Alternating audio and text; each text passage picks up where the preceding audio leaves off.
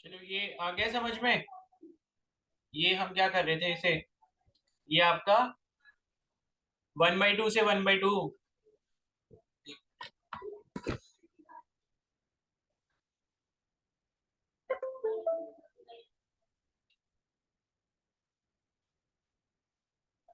तो 1/2 से 1/2 क्या हो गया, कैंसिल हो गया। के से के कैंसिल हो गया, कॉमन लेके कर लोगे तो ए स्क्वायर की वैल्यू कितनी हो गई, 2x² हो गई। तो एक्स स्क्वायर की वैल्यू कितनी हो गई, a²/2 हो गई। और x की वैल्यू कितनी हो जाएगी, √a²/2। तो ए स्क्वायर का रूट करेंगे तो बाहर आ जाएगा, और ये नीचे √2 रहेगा। तो x की वैल्यू कितनी आ गई, a/√2 आ गई। बोलो आ गया समझ में। Yes sir.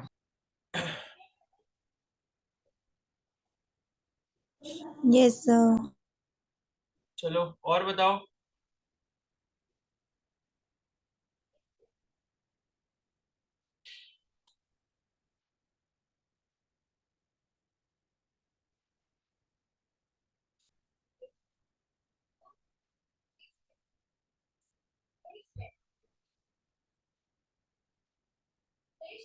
और बताओ कौन सा पूछना है, जल्दी जल्दी बताओ, चैप्टर खत्म करो ये वाला, फिर आराम करो और टेस्ट दो आराम से।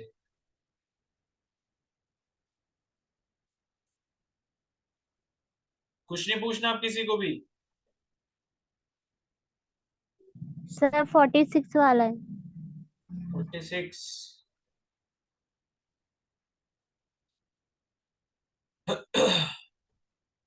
46 है, two identical blocks A and B each of mass m resting on smooth floor are connected by a light spring of natural length L and spring constant K with the spring at its natural length. A third identical block C at C mass m moving with a speed v along the line joining A and B collides with A. ये वाला रहने दो, ठीक है, ये थोड़े ऊपर level का ये क्वेश्चन रहने दो। इसमें दो मास के बीच में जो है, एक बीच में और मास को डाल दिया है।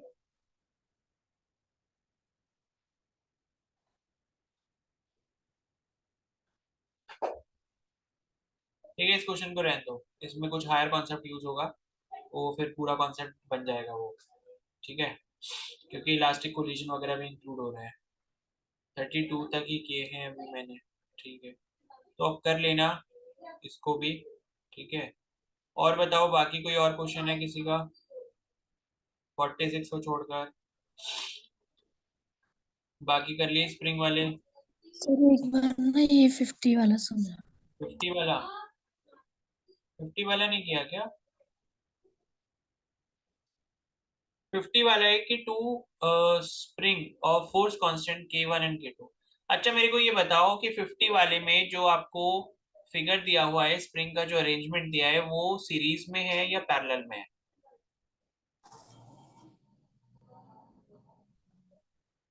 बोलो भाई, सिस्टम कुछ parallel parallel.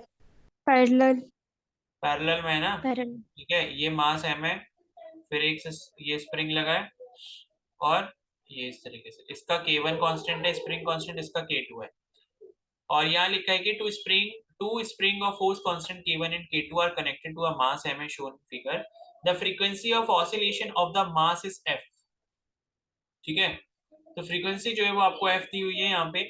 If both K1 and K2 are made 4 times their original values, अगर 4K1 कर दिया जाए और 4K2 कर दिया जाए तो फ्रीक्वेंसी ऑफ ऑसिलेशन को क्या हो जाएगा। ठीक है, तो पहले तो ये देखो कि भाई फ्रीक्वेंसी और ये जो के वैल्यू है, इसमें कोई रिलेशन पढ़ा है क्या अपने लोगों ने, बताओ। कोई रिलेशन पढ़ा है क्या, फ्रीक्वेंसी और के बीच में कोई रिलेशन पता है आपको। भाई ये के और वो वाला के, एसएचएम का के, दोनों सेम ही होते हैं ना। तो पहले तो मेरे को ये बताओ कि के इक्विवेलेंट कितना आएगा यहाँ पे।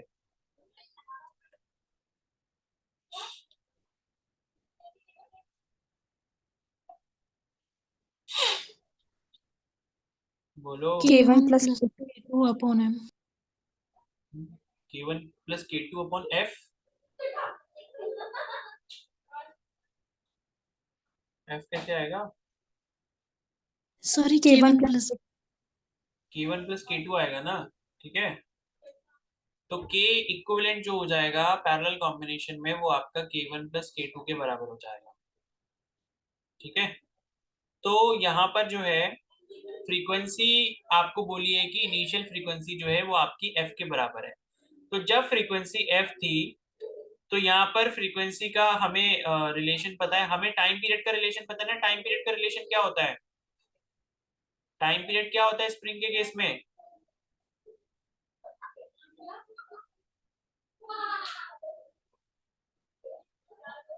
2 pi√m/k equivalent।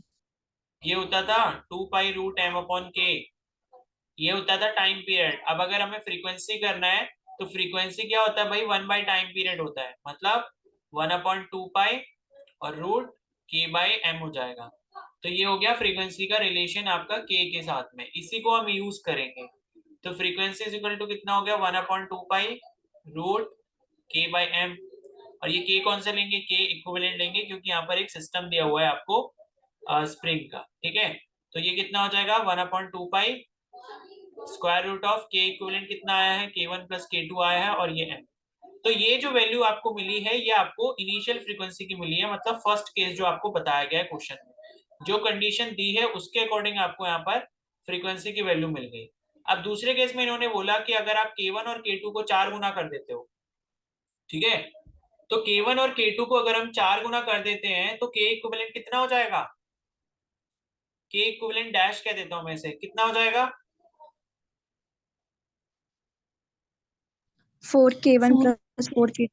4K1 plus 4K2 के बराबर हो जाएगा। अगर हमने K1 K2 को 4 टाइम्स कर दिया तो के ई डैश जो हो जाएगा 4K1 प्लस 4K2 हो जाएगा। अब क्या करेंगे? वही सेम फॉर्मूला इस्तेमाल करेंगे एफ वाला, F is equal to 1/2 square root of K equivalent by M. K equivalent dash हो जाएगा और ये एफ भी क्या हो जाएगा? एफ डैश हो जाएगा। ठीक है।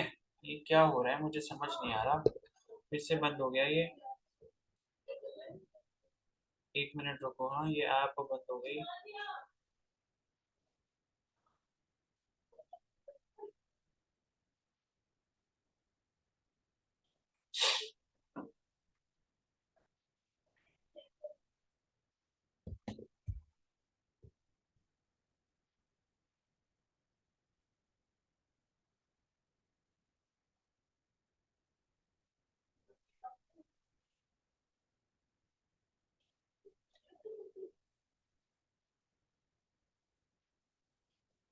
अब देखो स्क्रीन दिख रही है? Yes sir. Yes sir.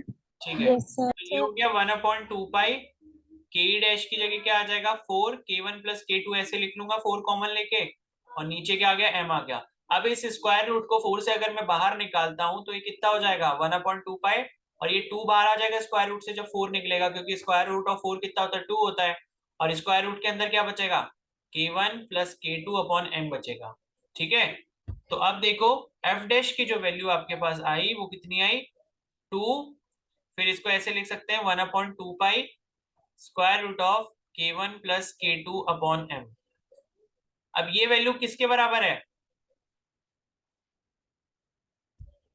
Initial वाले F के बराबर। इनिशियल वाले f के बराबर है। इसका मतलब f डैश की वैल्यू कितनी होगी? 2 टाइम्स ऑफ f के बराबर होगी। तो क्या हो जाएगा? डबल हो जाएगा। ठीक है। आ गया समझ में? Yes yes sir. सर एक बार 52 का भी थोड़ा confusion. 52 the ratio of frequencies of two pendulums. Pendulum तो हमने करा नहीं, मैं वैसे ही फॉर्मूला बता दे रहा हूँ हमने। ठीक है। ये टॉपिक वैसे है लेकिन मेरे को इतना ज्यादा इंपॉर्टेंट लग नहीं रहा था। ठीक है, क्योंकि काफी बड़ा टॉपिक है पेंडुलम वाला। तो मैं आपको इसका एक फॉर्मूला बता दे रहा हूँ। पेंडुलम का जो टाइम पीरियड होता है ना, वो होता है t इज इक्वल टू 2 पाई√L/g। ये फॉर्मूला आपने कभी पढ़ा है क्या? एक्सपेरिमेंट भी किया होगा कभी? कभी पेंडुलम का टाइम पीरियड निकाला है फिजिक्स लैब में? प्रैक्टिकल होता है वैसे इसका 12th में।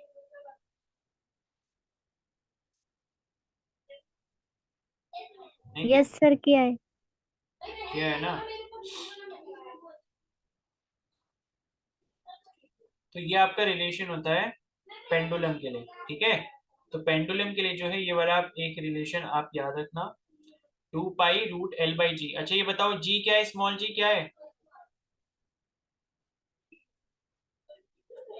बताओगे? अरे स्मॉल जी क्या होता है? सर ग्रेविटेशनल मास। मास, मास कैसे हो जाएगा? अरे small acceleration due to acceleration due to gravity, पढ़ तो रखा, पूरा ग्रेविटेशन का चैप्टर पढ़ लिया, फिर भी स्मॉल जी नहीं बता पा रहे हो। ग्रेविटी। ये होता है आपका एक्सेलरेशन ड्यू टू ग्रेविटी, ठीक है। और एल जो होता है वो क्या होता है, लेंथ ऑफ पेंडुलम, ठीक है। पेंडुलम का मतलब समझ गए ना, जिससे हमने चैप्टर स्टार्ट किया था। पेंडुलम का मतलब कि एक स्ट्रिंग लिया आपने, उस स्ट्रिंग में आपने छोटा सा यहाँ पर मास लटका दिया, और ये टंग टंग टंग टंग ऐसे करके ये पेंडुलम चलता है, ठीक है। और ये एंगल जो होता है ये काफी छोटा एंगल होता है, ये जो थीटा होता है, ये जो फाई होता है, ये आपका लगभग लगभग 5 डिग्री के आसपास तक होता है, 5 डिग्री से ऊपर नहीं होता। तब आप इस ऑसिलेशन को एसएचएम कह पाते हो, ठीक है। तो एल क्या हो गया, लेंथ ऑफ द पेंडुलम हो गया, टी टाइम पीरियड हो गया, जी आपका एक्सेलरेशन ड्यू टू ग्रेविटी हो गया। अब क्वेश्चन देख लो क्या दिया है कि the ratio of frequencies of two pendulum are 2:3, then their length are in the ratio. तो फ्रीक्वेंसी का रेशियो दिया है, ये मैंने आपको टाइम पीरियड का फॉर्मूला बताया। तो फ्रीक्वेंसी का फॉर्मूला क्या बन जाएगा, 1/2 पाई रूट G/L। ये बन गया फ्रीक्वेंसी का फॉर्मूला, क्योंकि फ्रीक्वेंसी क्या होता है, 1/t होता है। तो 1/t जब करोगे तो 1/2 पाई, और रूट के अंदर जो है वो भी आपका रेसिप्रोकल हो जाएगा। तो ये हो गया। अब आपको F1 और F2 का रेशियो यहाँ पर दिया हुआ है, जो कि 2:3 के बराबर है। तो आपसे इसमें लेंथ के बारे में पूछा है, तो लेंथ के बारे में पूछा है तो बस इसको डिवाइड कर लो ऐसे करके। ये हो जाएगा F1/F2 इज इक्वल टू 2/3, और F1 की वैल्यू क्या हो जाएगी, F1 की वैल्यू हो जाएगी 1/2 पाई, ठीक है, रूट G/L अपॉन ये L1 हो जाएगा यहाँ पर, और ये क्या हो जाएगा 1/2 pi root G/L2 is equal to 2/3 हो जाएगा। तो 1/2 पाई से 1/2 पाई तो देखो कैंसिल हो गया, ठीक है। अब ऊपर वाला फ्रैक्शन हम लिखेंगे, ये हो गया रूट G/L1, और नीचे वाला जो फ्रैक्शन है ये रेसिप्रोकल हो जाएगा जब मल्टीप्लीकेशन में आएगा। तो ये क्या बन जाएगा, ये बन जाएगा रूट L2/G, और ये रेशियो दूसरी तरफ वाला ऐसे ही रहेगा, 2:3 रहेगा, ठीक है। अब ये रूट जी है और ये रूट जी है, तो ये तो दोनों कैंसिल हो गए। आपके पास क्या आया, रूट L2/रूट L1, मतलब एक ही में आ गया, इज इक्वल टू 2/3 आ गया। आपको रेशियो किसका निकालना है, मतलब L1 और L2 का रेशियो निकालना है ना, रेशियो ऑफ फ्रीक्वेंसी। तो L1 L2 का रेशियो निकालना है, तो मैं इसका रेसिप्रोकल कर देता हूँ। तो स्क्वायर रूट ऑफ L1/L2 की वैल्यू कितनी हो जाएगी, 3/2 हो जाएगी। दोनों तरफ मैंने क्या कर दिया, रेसिप्रोकल कर दिया। आप क्या कर दो, दोनों तरफ स्क्वायरिंग कर दो। दोनों तरफ स्क्वायरिंग करोगे तो लेफ्ट साइड का रूट हट जाएगा। तो लेफ्ट साइड का रूट हट गया तो क्या बचा, L1/L2 बचा, और राइट साइड में स्क्वायरिंग करोगे तो 3² 9 हो गया, और ये क्या हो गया, 4 हो गया, ठीक है। तो L1 और L2 का रेशियो कितना आ गया, 9:4। बताओ आया समझ में? Yes sir. तो ये पेंडुलम यस के लिए सर। टाइम पीरियड का फॉर्मूला याद रखना, जैसे अभी स्प्रिंग के लिए पढ़ा था हमने, वैसे ये पेंडुलम के लिए होता है। स्प्रिंग के लिए जैसे 2 पाई रूट M/K था, ये आपका 2 पाई रूट L/G होता है,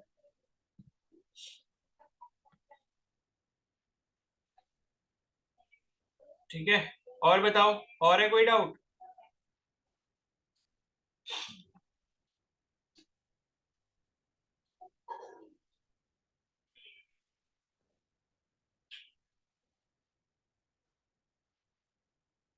बोलो, और कोई डाउट है? किसी का कोई क्वेश्चन रह गया है पूछने से?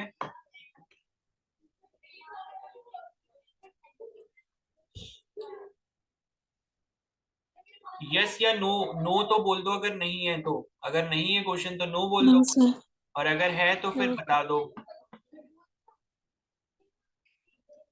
ठीक है। फिर अगर आपका कोई डाउट नहीं है तो फिर अब क्लास यहीं पर एंड करते हैं, और 6 बज रहे हैं अभी, तो आधे घंटे बाद आपका टेस्ट है 6:30 से, ठीक है। तो 6:30 से जो है सभी लोग टेस्ट देंगे, ठीक है। और कल सुबह से नया चैप्टर स्टार्ट करेंगे, तो जितने अभी लोग हैं इतने तो प्लीज आ जाना, कोई भी क्लास मिस मत करना, वेव्स वाला, ठीक है।